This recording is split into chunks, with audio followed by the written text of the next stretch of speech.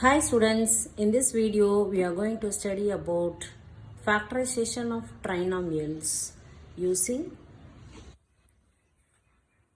identities. Okay, can you see the heading?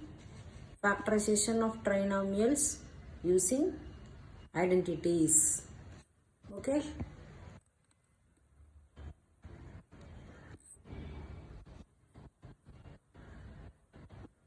Now, what are the identities?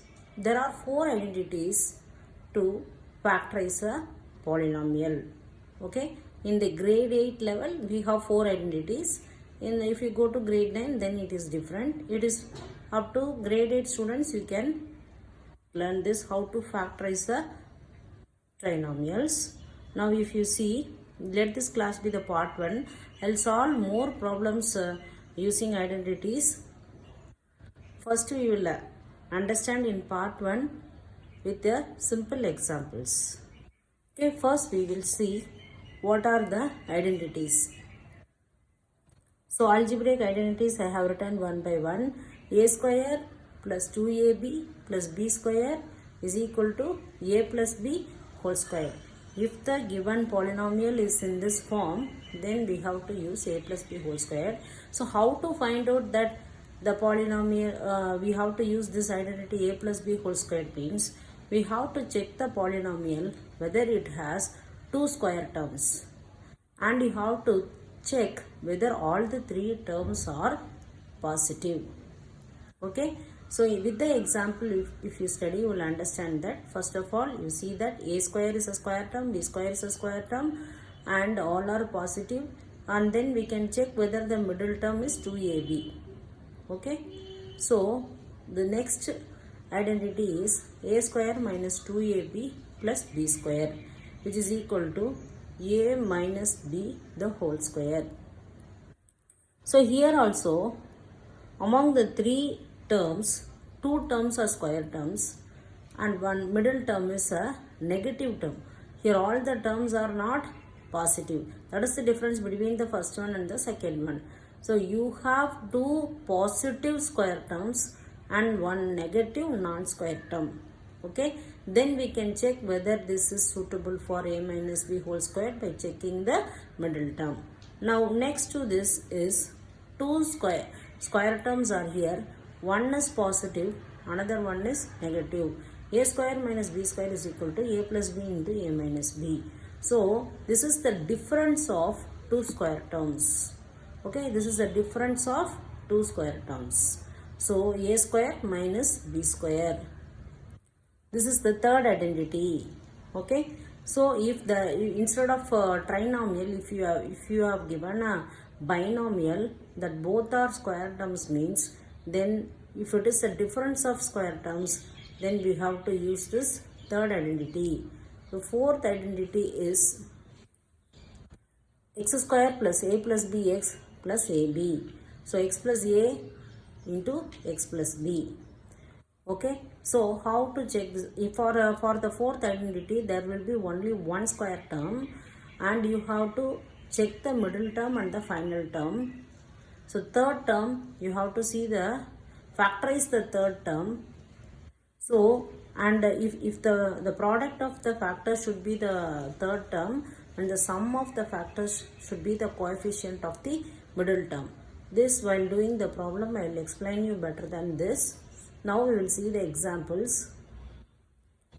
If you see in the example, now x square plus 6x plus 9. Now how many square terms are there? Yes, you are right. There is x squared is one square term, 9 is another square term, and all are positive. So we can check whether this is applicable for the first identity. So we can write this as x square plus the middle term we will write as 2 into 3 into x plus 3 square. This is 2ab. This is a and this is b. 2ab, this is b square and this is a square. So this is of the form a square plus 2ab plus b square. So we can use the identity a plus b whole square. So which is equal to x plus 3 the whole square. Similarly, I take another example for second identity. If you see here, this is x square minus 2 into 3 into x plus 3 square.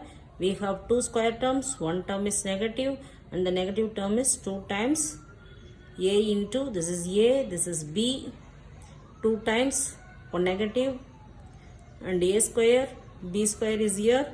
So this is a minus b whole square. So we can write this as x minus 3 whole square. So the factors of x square minus 6x plus 9 is equal to x minus 3 whole square. And the third one is x square minus 9. This is nothing but x square minus 3 square. This is the difference of 3 square terms, which is equal to x minus 3 into x plus 3. This is the third identity. And the fourth one I have taken another example, x square plus 7x plus 12, which is equal to, if you see, for 12 we have two factors.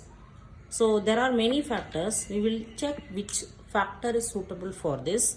We can write this as 1 into 12, 2 into 6, 3 into 4, again 4 into 3, 6 into 2, 12 into 1, it gets repeated. So now we have to check the middle term. Middle term is 7. So we have to check whether 12 plus 1 is equal to 7. No, it's 13. So 2 plus 6 is equal to 8. But 3 plus 4 is equal to 7. 3 into 4 is equal to 12. 3 plus 4 is equal to 7. So this is the suitable factors for 12. So we can write this as x square plus 3 plus 4 x plus 3 into 4.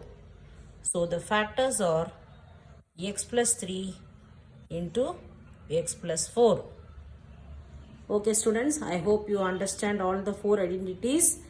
In the part 2, I'll take more problems and I'll meet you by solving those questions. And you can refer this for understanding the identities for the next part. Thank you students.